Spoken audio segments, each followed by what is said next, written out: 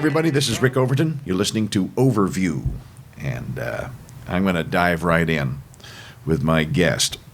Peter Joseph is a man whose work I admired for a long time before having met him, and he is the creator of Zeitgeist, a series of films now that deconstruct the actual etymology behind the sources of religious myth and the actual roots behind the economic crises, synthetic as often as they are. He explains why.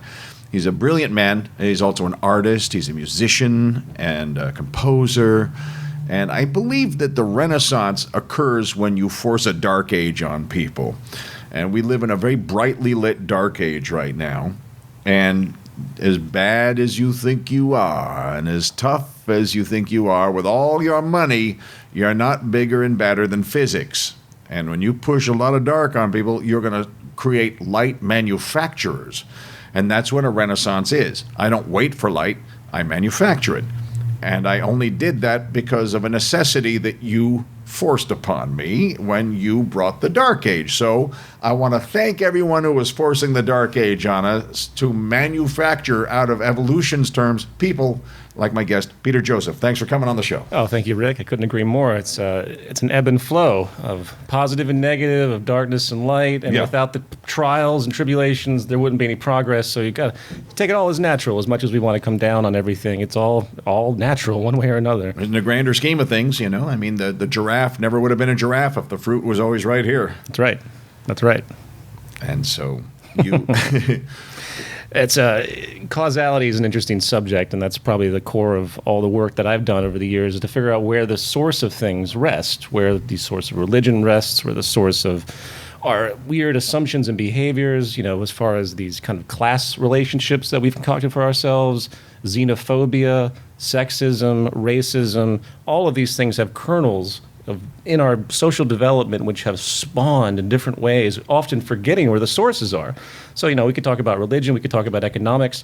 My biggest issue is trying to get people to understand that we have a traditionalized notion that is pushed forward, creating this quote-unquote modern view of reality that isn't modern whatsoever. It's just an archaic worldview that's been superimposed on what is becoming an advanced technological information-based society, and the two are in a complete clash now, and that's the big dichotomy of thought that's happening across the world. What do you believe anymore? Do you follow the traditional notions put forward by our early economists and tell us how to believe, how to think, these utilitarian notions of we're all just greedy and all of these things that are pushed forward on us, the religious notions of separation and superiority and inferiority and all these judgmental elements that are there? Do we keep that stuff? Royalty's many masks. Right. Where your last name, your bloodline somehow means you get more supplies than the others in the village. That's right, and that's been a core attribute of justification of the abuse of humanity by a very small portion of them for a very, very long time. The data age seems to be messing with it, that paradigm, because if information is of value and we're all getting it at once, that's messing things up for people that just want the data for them and not getting it out to everyone at once. Right. We often forget, back in the Middle Ages, people didn't read. Literacy was very low in Europe, so it was very easy to control people by describing the Bible across very perverse interpretations, in fact, that evolved over time. And then you had the age of general literacy, where you get one newspaper in the early 20th century. One newspaper at your door told you everything about the world. Everything. So you could see, again, how easy it was to control thought back then. Now it's almost the opposite. In fact, it kind of goes almost to a negative point because there's so much information. It's an oversaturation point, which, granted, we wouldn't want it any other way, really. Somehow information that's viable needs to come to the surface, which it does, but it's been flooded by all this nonsense simultaneously that keeps this problem basically in line. Where do we find our sources? It comes down to how we think about things. How do we evaluate information? How do we decide what's valuable, what isn't? Do we base it on our traditionalized notions, going back to that stuff I mentioned earlier? Yeah. Or do we try to be objective and scientific? I can't emphasize that word enough, which is the rigor of forcing ourselves to accept the possibility that we're wrong, which is unfortunately so deeply ingrained in us to have this emotional reaction to be wrong. I hate that. Well, it used to be your merit was what you built, what you made, what you hunted, what you killed, how many soldiers you laid to waste in a field. None of those things really play into the average modern fella's day-to-day stomp around life. And so he's wondering, what's the last thing I got that is my merit, my manhood? It's what I say. I decide things well based on data I've been fed. And all I can hope when I get in the car and no one's looking is that I got fed the right data. That's right. And That's these right. are most everything we're talking about is data wars. Exactly. What are we? What are we as people? In some sense, we are just kind of conduits of the manifestation of information. I call it the organism of knowledge because it's completely independent of any of us. It's like we talk about authority. We talk about some guy invents this, and Newton discovers the law of gravity. Not really. He just stumbled upon it, just like every other invention. None of this stuff comes from anybody. Ben Franklin invented electricity. Right. That's a whole other subject of deep theft, but we won't go on that tangent. The parasitic culture is alive and well, and it's unfortunate how time moves forward and it gets buried over.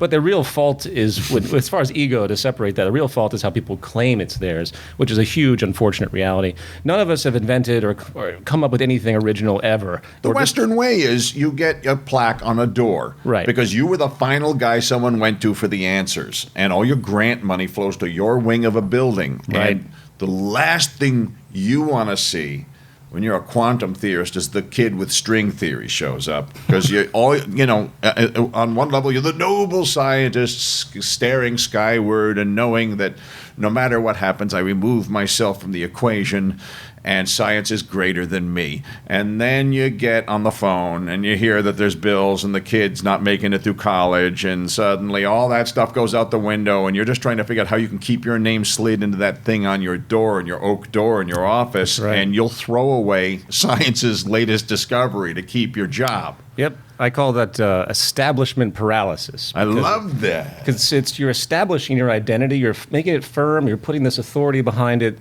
Because it has a monetary quality, you have to use it for survival, and that's one of the greatest things I argue in the Zeitgeist movement stuff is that we have this whole basis of thought around institutions when there's really no such thing as an institution. Everything's emergent and transient. The very idea of having a solid institution, the state, or this entity of academia in whatever field, these notions are very paralyzing and retarding ultimately, because it's always a fluid motion of change. But we stop that change, and that's why the corporate establishment, with all of its different tactics of planned obsolescence and the stifling of progress. There's a light bulb in a firehouse in the Midwest that's been burning for over 100 years, made out of a unique technology that no one can figure out.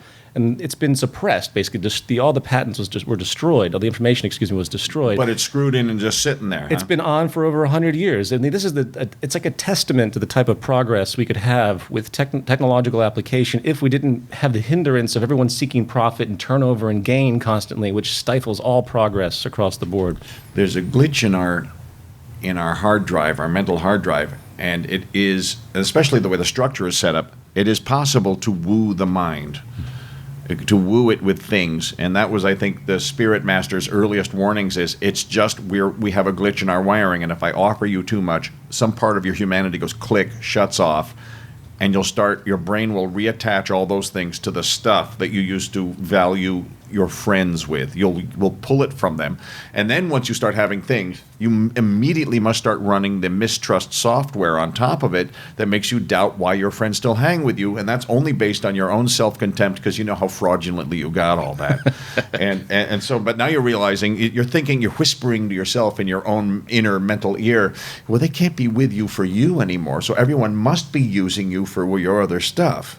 That I got to get rid of them until I have nothing but stuff, and I have no feedback because no one will say no to me because of all the power I have, and they just want to be near my stuff. And that's the day I never hear an honest thing ever again. That's a brilliant point. I can't even think of how many tangents I could go off on what you just brought up. Go, baby. Well, that's what this is about. Well, here's one point. We have the entire system rewards the worst elements of behavior. So we can talk about human nature, flaws in our wiring, but the very fact that the system is going after the most selfish notions, rewarding the most selfish notions, putting points of success in our mind, that being a billionaire, which completely is about as offensive as you can get. And a billionaire is sitting there hoarding in their personal account billions of dollars that has true capital utility that could solve tons of problems, but they hoard it for status. Complete waste of the concept of capital that has been put forward by every early economist. Not to say it's vindicated as far as those theories, but this is not what they thought would happen when they thought about the installation of this economic structure. So there's everything that goes against the grain. If you want to be altruistic, for example, when I made my first film, no intention of being a filmmaker. I was a musician, no intention of selling anything. I was just a guy who made a performance art piece that I performed in Lower Manhattan. Had a free performance for 6 nights, big vaudevillian type deal. A bunch of people came. Projection screens. It was a lot of fun. It was a catharsis for me. I was working in advertising. I just couldn't handle it anymore, so I did this for my own little catharsis. And it got really popular once it was thrown online. Boom, piracy. Everything started to spark out. Meaning that the moment I put it up for free, the moment I said, I'm not going to do anything with this because I had no intention, I had no idea it would go anywhere else as well. I mean, I can explain this in more detail as to how I started to move into filmmaking. And then, of course, since I have to have a profession. I want to know about this. Since I have to have a profession, I was like, okay, well, since I worked in advertising as film music composer, I'm going to move into this and just, do what I can. But I always keep the ethic of putting things out for free. That's my point. And that has been so abused more than anything else. I'm just astounded by people that have taken probably, I bet $1 million has been generated through piracy, if not much more than that. On your project. It's all because I allowed this free distribution. So here's the point. Well, you're going to get bugs at every picnic, but they're helping you in a weird way by spreading it further. No, see, that's not the point of spreading it, and the loss of money isn't the issue. It's the abuse. Yeah. And the fact that if you try to be nice, you try to be altruistic, you are a target for parasitic abuse. So everything from Gandhi to Mother Teresa, all these things that we sort of think are great, Martin Luther King, there's these social emphasis that everyone holds up and they're, yeah. All of that stuff is intrinsically, diametrically opposed to the value systems put forward by the system. But you have to be realistic about the fact of what field you're playing on. It's the reason they are the reason you have to make it. They become the part of the dynamic of why the necessity for this is to be done at all. True. Is because of this other element. This won't magically go away. Sure. And you have to leave things out to be stolen. Sure. A lot of it is designed to be. It's like an apple is just an outer sugar coating transportation system for seeds that then get evacuated from an animal that walks some distance from that tree. That's all the fruit is. Right. And I think sometimes the candy coating we leave on things are just the dispersal systems to have it pop somewhere later elsewhere. Well, back to our original point, everything's natural. Everything is a form of progress. I completely agree with that. But I guess my core emphasis is I wish we could develop a social, not an ethic or moral disposition, but a system that actually rewards human altruism and human giving. These qualities that we supposedly think, are our deepest, association, yet not rewarded whatsoever. This is what I look forward to in the future when we sort of understand what a society means, what it means to live together, what it means to relate to the habitat. All the science calculates us to this specific point where to live in harmony is the ultimate, and I don't mean that poetically, I mean that in a firmly scientific relationship. It's going to be because of things you're doing. Evolution is ghastly up close. Sure. It's brutal up close, and it just looks smooth and pretty in an ascending posture graph. But up close, there's all these things that miss the mark on all the mistries and accidents, and we're at your hand. It is the most graceful evolutionary transition for a consciousness leap I have ever seen, because you adorn it with the art you have been bringing forth with music and graphics and things like that, and you make this uneasy concept candy coated. You sugar coat it with a thing that we can swallow this and open it up later, and it starts conversation. That's, I think, part of the testament, tribute to its actual many qualities. Well, I appreciate that. That's the whole point of, as you know very much in your work in communication. It's all about communication. How do you get stuff across? And that's the ultimate arduousness of it all. Is how do I? That's why I like Culture in Decline. The other show I have is it's a comedy-based satire. Yeah. So I'm taking the exact serious notions and trying to twist them in a way that could be absorbed by people that might be a little more existential. Might be the kind of group of people like a George Carlin quality, where they kind of just choose to laugh at society, which I think is viable. But but keeping some motivation for people to want to see change, and that's the core driving ethic, and all the art and stuff, and pretty much everything I do, from the media festival that you've been so great to be a part of every I year. was honored to be a performer on your shows, and I'm at your disposal whenever you need me. Well, we have just the third. want to be on deck, for this phenomenon. It was Woodstock at one time that was the giant meet and greet. And since then, it has gone to Occupy and other things. And another giant place that Woodstock went for a future generation is to Zeitgeist. It's that kind of person would also have attended Woodstock. I think you're probably right. You're probably right. So, people are looking. They're searching very much for answers with what's happening in the world today. So all we can do is hope to try to get some inspiration in there and start to pave the way. It's dire to think about what's in store as the conflicts of this traditionalism I mentioned earlier, this jingoistic, religious, dogmatic. I say religious in the broad scheme, not necessarily traditional religion. The economic system is a religion. It's a religious notion. The worship of the dollar is vastly overpowers all other worship of other things demographically here. Right. And the clash, as I mentioned, but with the new information age, this new realization, this new awareness of our environment, these new science fields, the merging of scientific knowledge, bam, we're talking evolution. This is the great rumble, I think, in the lifetime that we're living in, more so than any other period. It's a unique period to be alive, I think. Data receival. And what is the one thing? We're standing up straight, tail gone, Yeah. thumbs are overworked. So what's the only other thing that man needs to evolve? It's the thing he uses 10% of. That's right. And what is the only way you can evolve it? Get more data sooner.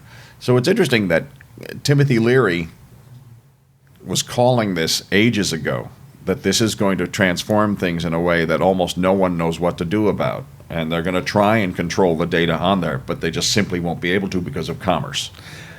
Yeah, that's an excellent You can't point shut down too. the other people saying, you want to shut it down because of this info.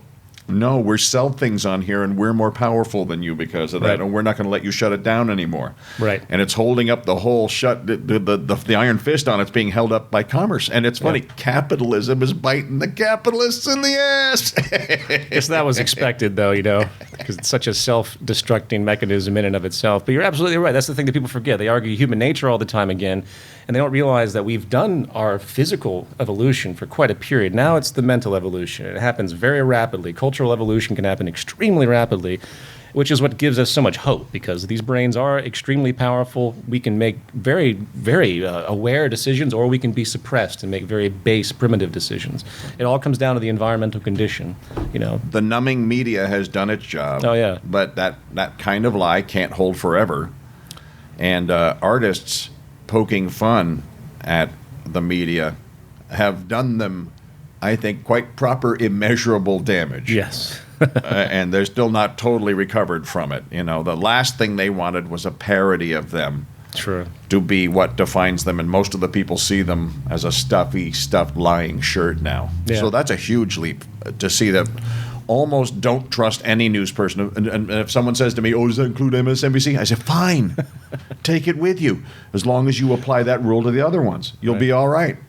Yeah. Yeah. Even though I love MSNBC, and I have, not all of NBC, Morning Joe, I could live without and all that. But I mean, they're trying in my eye. But I say, if you had to let that one go to let go of the other larger system, I'd live with that. Right. Yeah, objective reporting is so polluted by the advertising basis of sponsorship that happens with these networks. That's a huge problem. And that's why the internet media world has become so powerful simultaneously, and is the saving grace of media. I just can't wait for the turning point where you already see this. The statistics are dropping substantially on most television programs, moving slowly to the internet. It's a truly powerful phenomenon. Now it's just an issue of really harnessing and bringing to the forefront those shows and those representations that really hold the truth well. And that's the problem, though. As I mentioned earlier, it's like this just oversaturation. I mean, I have people send me stuff all day, and I don't have time to go through all of it. It's just unbelievable the amount of data out there. There's not enough time in the day to go through all the independent stuff, this is something that I don't know the answer to, but I bring it up because I think it's something people need to consider. We've gone to the other side. There's so much information. It's just almost out of control. And I mean information in the sense of opinion.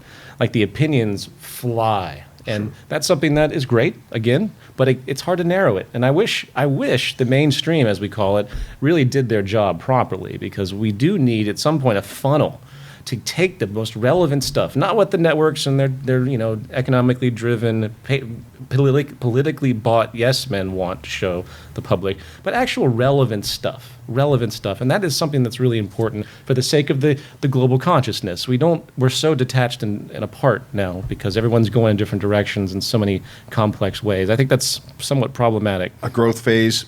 Yeah. It's like a teenager starting. We were children, but then the individuation gene kicks in and it turns the kid into an asshole, so that the parents will kick him out of the nest and he'll start to learn to fly and spread the genetic material around. That's the whole routine with a jerk teenager. Yeah. Nature's making him peck at the shell. And I think we as a species are pecking at the shell of our childhood in the media and that thing that raised us, and we're starting to see this isn't a parent, it's a step-parent with a lot of problems. Right.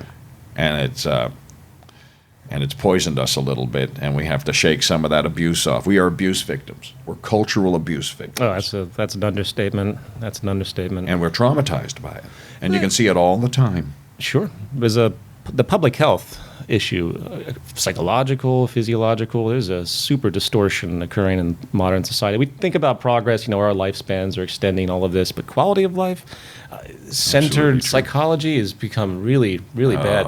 Very true. I mean, obviously everyone has been talking about all these mass shootings around the United States for a while, which started in the 80s with the whole postal thing, you remember.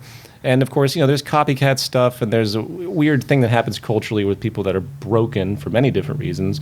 And this pattern has gotten really rampant. In fact, I remember hearing a George Carlin routine like a decade ago, where he's like, "You just wait; it's going to happen in church."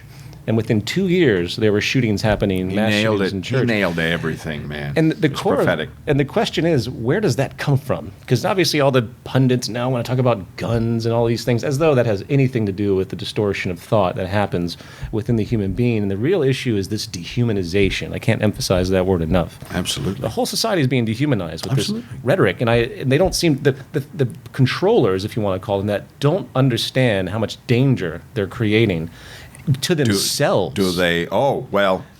By these patterns. Now, that's a debatable subject, because you can go on causality as far as warfare and the need for destabilization, the need to have more security. That's why you destabilize other countries. So that's a whole other subject. I just think anything that is the sort of treacherous star point down manipulation kind of thing, it has its turn, and then no matter what, it eats itself. I think I think Spielberg's War of the Worlds was a winking cautionary tale about them. If you'll notice, when the Martian war machine breaks out of the pavement in Queens, what shape is it? It's a triangle with a big eye in it. Right. It knocks a church over, crushes a gas station, and then just starts incinerating people. And you can fight it all you want. There's no point to fighting it. You just outrun it. Why?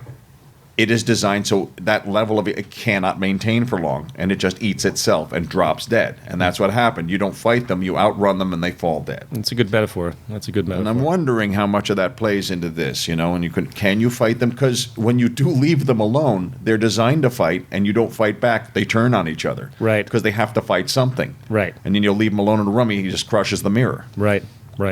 The trick is this obsession with fight in general, because that's not the solution. People want to fight everything, as though that doesn't perpetuate the exact same problem. Back to the dehumanization point. I'm sorry. Go ahead. This is all within the same line of conversation. I read a quote recently. Someone sent me. It was brilliant. I can't remember it right now, but basically, to paraphrase it, it said, even when you encounter someone of an extremely negative quality that's very against you, treat them nice, because you have no idea how deep their problems might rest. I was, for example, in the airport recently, and there was a TSA guy being really rude to everybody, and I said to him very subtly, I was like, you better be careful. You have no idea how people might react that don't have the patience you assume they do for your behavior, because all it takes is that one final thing. In this type of pressurized system where everyone's forced, they're back against the wall, they're in debt, they're broke, all it takes, and we see it now, this explosion happening, and it's almost a trend. All it takes is one nuance of someone to be rude to someone else, and that triggers their entire life experience in an explosion. Now they're not. And everyone has a camera. Yeah. There's no one without one. That's true. That adds a whole new level of entertainment to it. You're going to be famous, dude. You're going to be famous for whatever you did next. Yeah. Virally famous. You better watch your stuff because that ain't Big Brother. That's Little Brother, baby. Right. Yeah, that's a whole other reality, a whole other interest. On a level of research, I don't know anyone who's done the research you've done on how history has come to the fore and locked its roots in the theft of other myths and things. The Mithrin myth, is that where they got the word myth? I have to imagine that's where the word came from. I'm not sure about that, but the history going right back to its dynamic mechanics, rather than any. You don't talk in terms of legend. You talk in terms of just what's carved in and what they deciphered and read.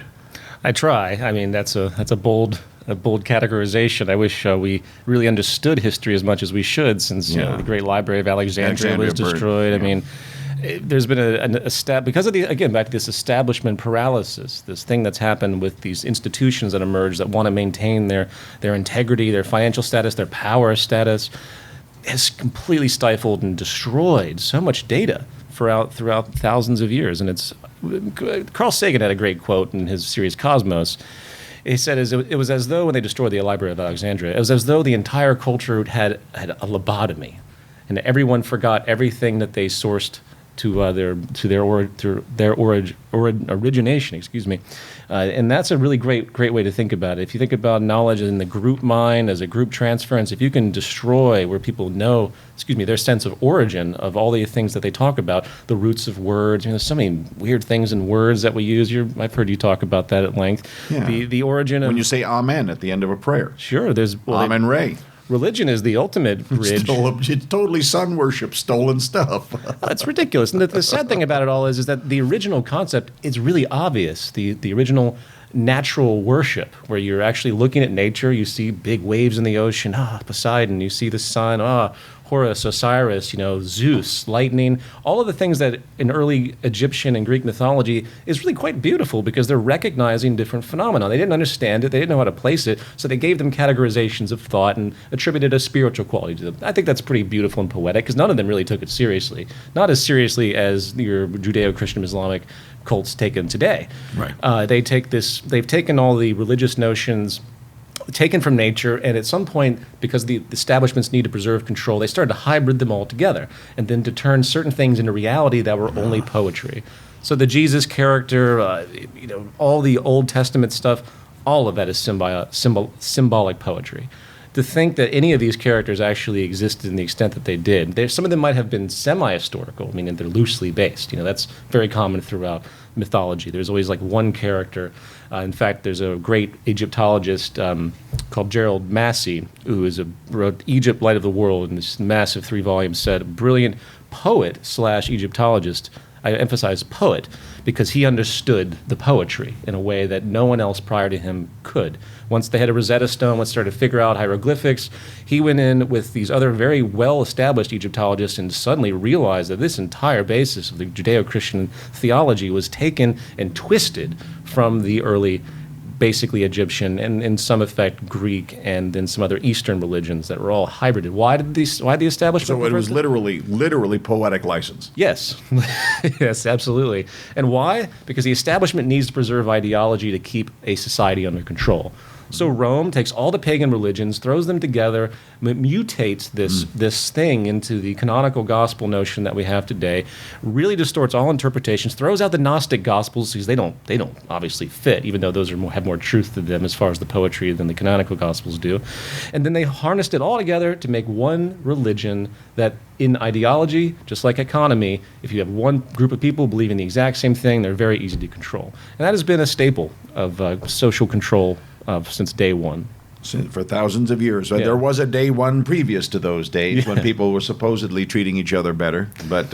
Hard to say. I mean, if you go back to pre-class society, at least in the pre-Neolithic era, we didn't have the impression of industry, of control. Everything was at the disposal. There was an alpha in each tribe. Oh, sure. There was some manner of control somewhere. Sure. And I think everything is probably some sort of skewed extension on the alpha monkey thing. Well, you go back to baboon culture. They have firm hierarchies and very predictable dominance hierarchies. But I'm more of a bonobo. Yeah, that's good. That's good. Well, that goes to show that even between species, there's different behaviors. Competitive, whereas the bonobo, there's more of a sexual and gestural relationship. Nature works that dynamic out for the same sets of reasons. The bonobo's the negotiator. Right. And it has a much more evolved understanding of how to keep itself and its community safe. Right. Social evolution, if you take a really broad view, what organisms will be here long after we and all mammals are gone? Probably ants. Ants and some other similar insects. Why? Because ants are little social machines. They operate in these enormous masses only with the social intent. They always seek to help and preserve their group identity. And that's if there's anything that would show evolutionary fitness, forget the individuality of the human being. Let's just narrow it down. You commie, you socialist. We're just gonna be like ants. I'm an individual ant. I'm that one that got lost on the sink and is just walking back and forth looking where the guys are. Yeah. Lost the track of the scent. Ants would never develop nuclear weapons. Ants wouldn't even ponder the idea of a nuclear weapon. That would just be too crazy for them to even consider, because it goes against anything that would denote long-term evolutionary fitness of the species. So our brains... Unless they were red ants. Yeah. Nice. So it's fascinating. Oh, well, that's... Once again, you have a laser pointer of clarity that you cut through all the dogma and just point out a piece of physics, a piece of human dynamic physics in an eloquent and brilliant way. I think that is its own. You'll be remembered as a great teacher, and art. You're going to help make art the way things get taught again, because that used to be the way it was done. It's very tribal. Sure, to teach through art. Oh, art is the seed of scientific inquiry. Art is the seed of intellectual hypotheses. You have to use that experimental element that's inherent to art. It's unfortunate. I mean, what's the first thing that the state does when they're running out of money? They cut all arts programs. That was imaginative kids that stopped a war and fired a president 40 years ago. Right. Those were kids educated and given liberal arts permission to think differently, right, and all this stuff. And the other half of you, we're just going to throw into a fireplace and burn to use up as just delivery systems for our equipment. Right. And so that's a wake-up call right there. I was around for that phase. Sure. So I remember the elements and the sexuality. Right. And that part isn't as prevalent now in the liberal movement as it was, and it was one of the reasons there were so many hippies. It was greasers combing their hair forward again because they thought they might get laid in the village with a hippie chick, and though that sounds like a pretty base reason to do anything liberal, it slowly got through that thick skull a lot of stuff while he's talking with her. Hence persuasion. It was one of the great persuasion things, absent in the movement now. Sure. It stands purely on its morality in a pretty icy, amoral time, Well, other forms of persuasion similar can come forward. Hence, again, that, like, for example, in March we have our Zeitgeist Day. I remember last year you did a little thing for our Zeitgeist Day event. And you have a lot of beautiful women running around Zeitgeist, too, I gotta say. That is a positive. The point I'm making is you are kind of bringing a hint and a wink of that kind of human freedom back in there, too, a little bit, I see. But, yeah, in attendance to the event, Well, my point being is that we had that intellectual day that you were part of last year. I remember you did something very briefly. Big intellectual day. The main event was in Vancouver. Then we had the arts and fun day. It's parallel. The March is the intellectual day, and then in August, the media festival, we had this dyad between intellect and fun. Both of them really go together, whether people realize it or not. Totally. And that's the beauty of it. So the persuasion. Einstein was a giant kid. Sure. Oh yeah, he was absolutely. All great thinkers and inventors have a very youthful quality to them. You'll find. Yeah, and they're always artistically inclined too. The greatest artists, the greatest scientific minds, always had artistic interests on the side. Einstein, the violin. Bucky. Yep, absolutely. Ray Kurzweil's a musician. There's all sorts of there's a feedback that happens with that experimental vulnerability that keeps people open. The kid is the only one who's still got a dream. Sure. The rest of the grown-up just repeats now. I know, the kid's systematically destroyed as time goes over by the established institutions, and all that creativity is ripped out of them. They try, unless you go to the arts. Yeah. Unless you honor the right half of your head. I was very fortunate, as a quick point of history, to go into an arts college in the 8th grade of my education. Where? It was called the North Carolina School of the Arts. It's now the University of North Carolina. No, I was separate then. Yeah. Yeah, and I look back at it and I'm so happy I had that opportunity, because if I went through the general high school kind of environment, I could turn it out very, very differently. I was very vulnerable to be in that, very fortunate to be in that position at that point of vulnerability, and that really paved the way. So I'm a big advocate of getting kids into this state of vulnerability with really open thought, just as open as possible, as possible. But kids are ultimately the beginning of everything. People forget that the things that happen to you as a child hold strong for the rest of your life. And you can see a lot of the distortion in people by the early things that happen. My third film, Zeitgeist Moving Forward, has a whole section, 45 minutes, all on human behavior and human nature stuff. And the etymology of that. Yeah. Tracking these traits down. It's my favorite thing. You make it so clear and undeniable to a logical mind that, because the logical mind knows looking for the flaw. Right. And instead of looking for the flaw in what you're saying, you're pointing the flaw out in a way that my mind just has to go, yes, that supersedes everything else. Its clarity is what another generation needs to see, because they are on TV being stupidified. Yeah. Well, idiocracy style. It's intentional. You don't make as much trouble when you're a dope. You don't know how. Yep. And it's the arts that have held up the torch and the tunnel. Yeah, and the ultimate fusion of knowledge too, which is really important. If you go back, 80 years, you had biology and sociology and physics and mathematics. Now, everything with a cork divider between it. Yeah, and now all that stuff has come together. Everyone's realizing you can't even think about physics without thinking about psychology, because the people that are engaging in the act of understanding physics and the processes of calculation are very biased, because we humans unfortunately have this bias problem, which is further ingrained by our culture. That's that plaque in the door, and that's just because the universe ends where you get paid or your brain is exhausted. Right. We always stick the flag. Just say it ends here. I got to sit down. Yeah. Yep. Yeah, it's fascinating. It's fascinating to see how much more productive and progressive we could be as a species if we just changed our mind and saw what was possible. It's never an issue of not asking questions. It's just, let's get past these ones. Yeah. Let's go to the better questions. The question is the only thing that matters. An answer changes as you're saying it. What time is it? It's 5:54. It's 5:54. It's 5:56. You can't even say it accurately, and the only thing that lasts is the question. Right. Yep. And curiosity. And curiosity is the other thing being stomped out like a cigarette right now. Absolutely. The entire educational system is based on an early 20th century industrial approach to human labor. It's not even designed to create inspiration of thought. Yeah, right. It's not creative at all. It's there to make people to just be able to function in this utilitarian way to fit industry, and that's it. That's all. There's so many ways. It follows religion very closely in that I say it to you and you say it back. To me, the big difference between religion and spirituality, because I think of myself as more of a spiritual explorer, and religion is I tell you what God is. That's it. You don't bother looking anymore.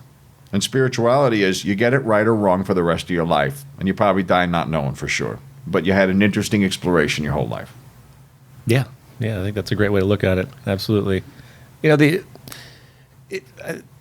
For example, if you were to go back and think about the core relationships of the human being, and these are spiritual relationships. To me, spirituality means a relationship. It means relationship in general, actually. How do you fit in whatever you think you're in? Right. And how do you relate to it, behave, and interact with it? And when you think about the core spiritual relationship, which is to me a physical science relationship, the first thing that kids should get, education-wise, is familiarity with the land that feeds them. You get kids in the dirt to learn how to grow, to understand the physics over time of how things grow, not just your rudimentary physical science class, but if they really get into it, the aesthetic of it comes to them. There's one thing I thought about recently to extend this point. We have so much value distortion in the culture. Everyone's been so twisted by greed and these assumptions of success. They have no idea what everyone's obsessed with, this idea of freedom. I'm getting so sick of this word, freedom, as though we have any, as though we're not rigidly bound by the laws of nature. And that's what's lost, because no one's thinking about carrying capacity. No one's thinking about efficiency, waste reduction as far as economy. The first thing I thought about this in the hypothetical of it is if you took every human right now on the earth and you put them on a tiny island, maybe the size of this room, that had a limited amount of sustenance, but enough to keep them alive. And it required them to understand through their own intuition, interaction with the environment, something that anyone of a general average IQ could do. And they learned to cultivate around this. They would learn so many things they do not learn in the world today. They would learn how to respect the limits of what happens around them. They would develop a value system that would be associated with those limits, and therefore all of their sense of want and acquisition would subside to fit in this context by default. There would be no way to think beyond it, as opposed it's like permaculture thinking. Well, it's sure. Permaculture by its very idea is just the most natural, basic accepting conditions and rolling with it. I just say it's scientifically causal. And then you take all those people from those little islands and you drop them back on the earth, and maybe you'd have a chance to get a value system that could be somewhat relevant. Because now the growth economy, all the growth notions, the acquisition notions, it's just everything is one distortion after another. So that's the thing I point out to people is let's put everyone on one little island. Maybe their value system would groom properly. And we live in a world that you didn't make anything, and you feel kind of fraudulent for it as a rule. Sure. And all you do is have things that others made. Right. And all of that leads to self-contempt. Yep. We were designed to do an impression of God and create. And the further from that you go, the further you accumulate over create, and it just adds up as a mistake and fraudulence, but one that is rewarded and you don't know how to back out of the system. So you start burying your emotions with other crap, whether it's an addiction to a video game or whatever, and I think so many of the addictions are just paint over the rust of the sense of fraudulence over I'm not creating. Yeah. Because you ask anybody on a deathbed, what do you want to do? I want to write a song. I want to do music. I want to do something creative. And they never got to do it. So why is that the deathbed bucket list thing? Unless that is some salmon-like driving force that we've just had culturally buried on us. Yeah. I think and if those people are lucky, they'll develop full-blown pathology, and they'll just forget about all those nuances of humanity. One thing I notice when people work in the establishment, people work in the establishment, they often, when they get older and they start to retire, for example, I know a tobacco lawyer. Imagine that. We're talking for the tobacco companies. Hello. And what's his karma? What's unique is now he does lots of pro bono work. Now he's giving. So his sense of reward, that's really the ultimate thing, is giving.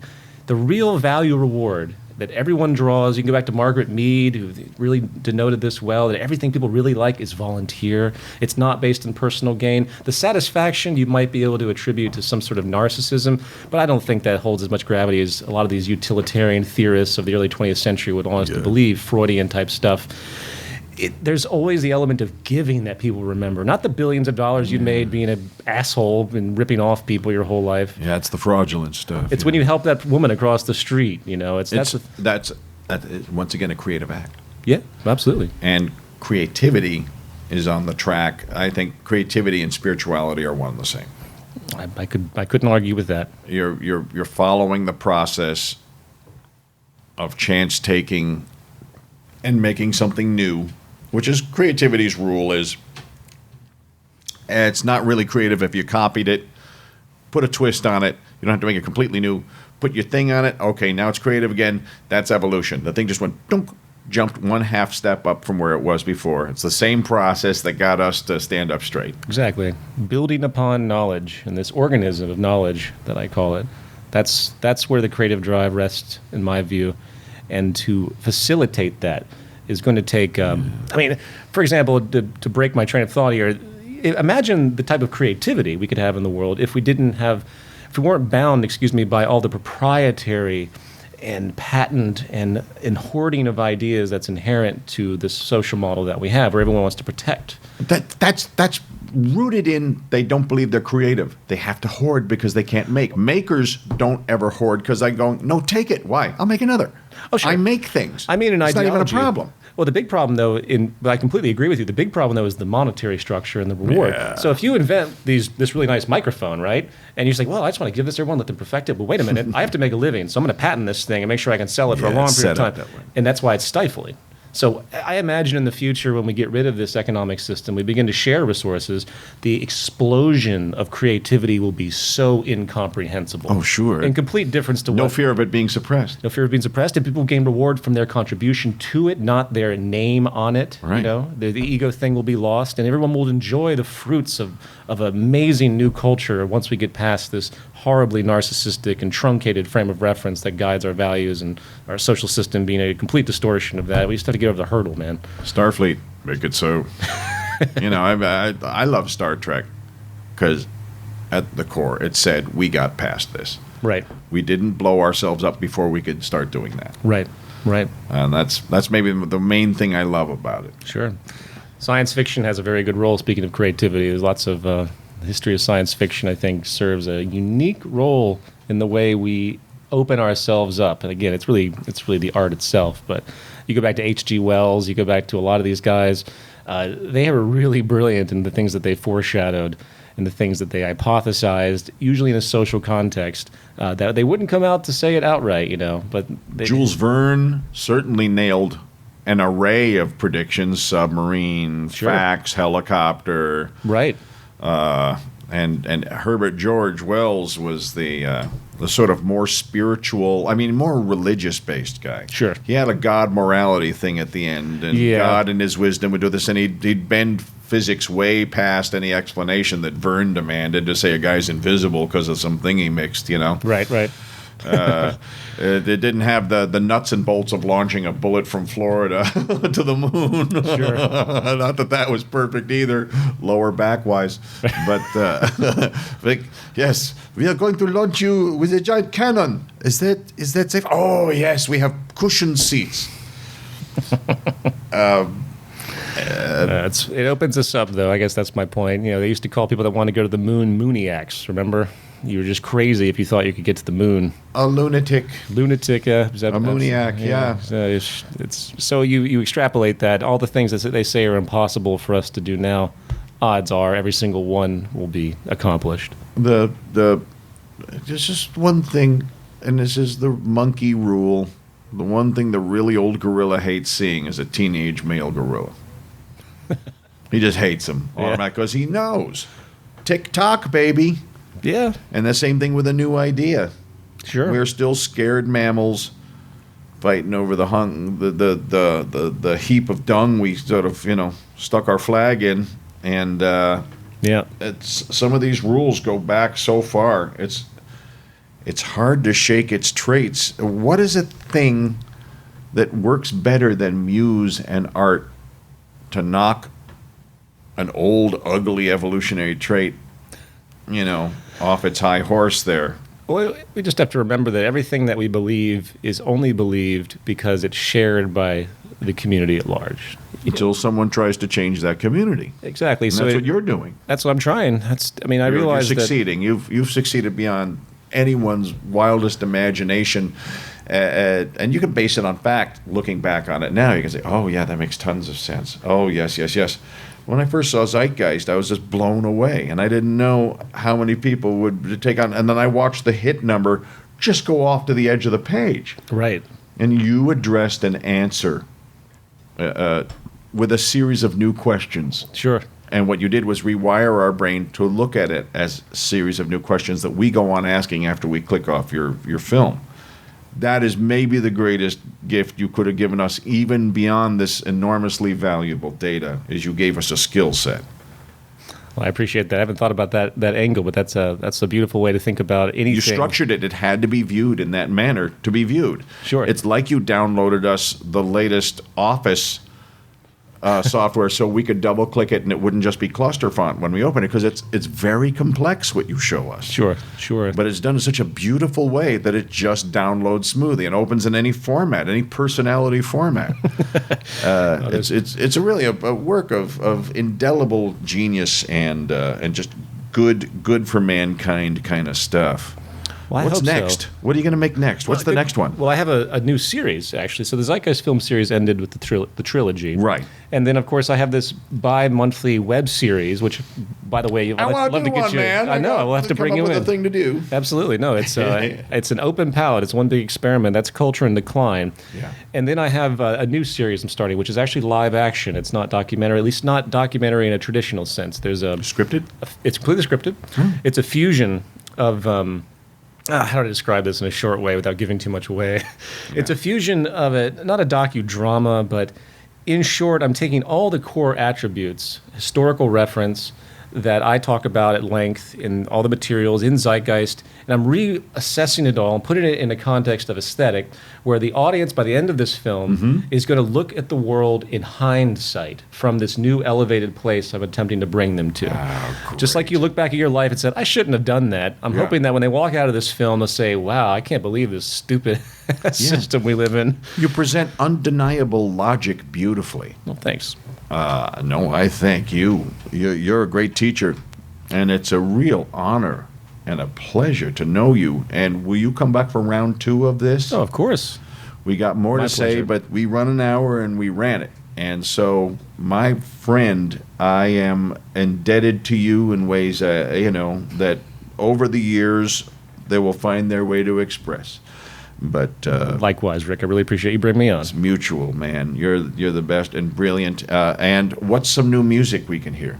No new music at the moment. I'm actually trying to get the whole soundtrack done from the series and get that up and line great. for free. Finally, these are things that are in the background. But the new media festival, I'm going to do a new musical project. You got to see the Zeitgeist Requiem for one. I did the first one. It was beautiful. Thank you. And I'm going to do another one. I'll do another probably an ensemble type work for the new one in August. Look up Peter Joseph. Look up Zeitgeist. Learn about this. It's very important, perspective-shifting artwork that you will hold dear to you the rest of your life, and you'll be sharing, as I know I did. And so thank you for coming on, man. I look forward to our next one. My pleasure. Peter Joseph, thanks. This is Overview. Thanks for listening in, guys.